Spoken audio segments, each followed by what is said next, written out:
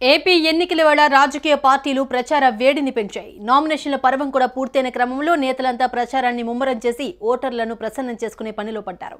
ఇదిలా ఉండగా ఈ ఎన్నికల్లో సీటు ఆశించి భంగపడ్డ నాయకులు పార్టీ ఫిరాయింపులు కూడా ముమ్మరం చేశారు.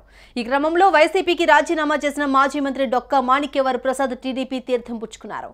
పార్టీ అధినేత చంద్రబాబు నాయుడు సమక్షంలో తెలుగుదేశం పార్టీలో చేరారు. నిన్న వైసీపీకి గుడ్ బై చెప్పిన మాజీ మంత్రి డొక్కా మాణిక్యవరప్రసాద్ సాయంత్రానికి టీడీపీలో చేరారు. తన మద్దతుదారులతో కలిసి చంద్రబాబు సమక్షంలో ఆయన టీడీపీ కండువా కప్పుకున్నారు. గతంలో తెలుగుదేశం పార్టీలో కొనసాగిన మాణిక్యవరప్రసాద్ 2020 మార్చిలో వైసీపీలో చేరారు. ఆయన తాడికొండ అసెంబ్లీ టికెట్ ఆశించారు. అయితే వైసీపీ హైకమాండ్ తాడికొండ టికెట్ను మేకతోటి సుచరితకు కేటాయించింది. ఈ నేపథ్యంలో కొంతకాలంగా మాణిక్యవరప్రసాద్ వైసీపీ కార్యకలాపాలకు దూరంగా ఉంటున్నారు. ఈ క్రమంలో గుంటూరు జిల్లా వైసీపీ అధ్యక్ష పదవికి పార్టీ సభ్యత్వానికి రాజీనామా చేస్తున్నట్టు ప్రకటించారు. దీంతో ఆయన 4 ఏళ్ల తర్వాత తిరిగి టీడీపీ గూటికి చేరినట్టయింది.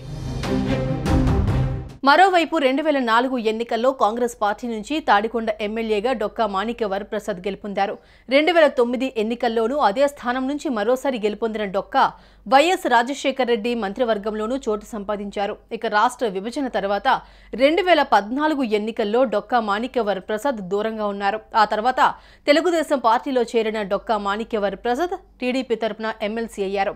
ఈ క్రమంలోనే 2019 ఎన్నికల్లో టీడీపీ తరపున తాడికొండ నుంచి పోటీ చేసి ఓడిపోయారు. వైసీపీ ప్రభుత్వం వచ్చిన తర్వాత 3 రాజధానుల బిల్లుల సమయంలో టీడీపీకి రాజీనామా చేసి వైసీపీలో చేరారు. అలాగే రాజీనామా చేసిన ఎమ్మెల్సీ స్థానంలోనే తిరిగి ఎన్నికయ్యారు. అయితే 2024 ఎన్నికల్లో తాడికొండ నుంచి మరోసారి పోటీ చేయాలని డొక్కా మాణిక్యవరప్రసాద్ భావించారు. అయితే ఈ సీటును వైఎస్ జగన్ మాజీ హోంమంత్రి మేకతోటి సుచరితకు కేటాయించారు.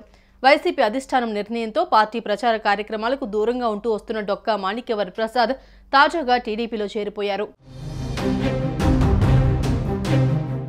సుమన్ టీవీలో మీ పర్సనల్ అండ్ బిజినెస్ ప్రమోషన్స్ కోసం కింది నెంబర్కి కాంటాక్ట్ చేయండి.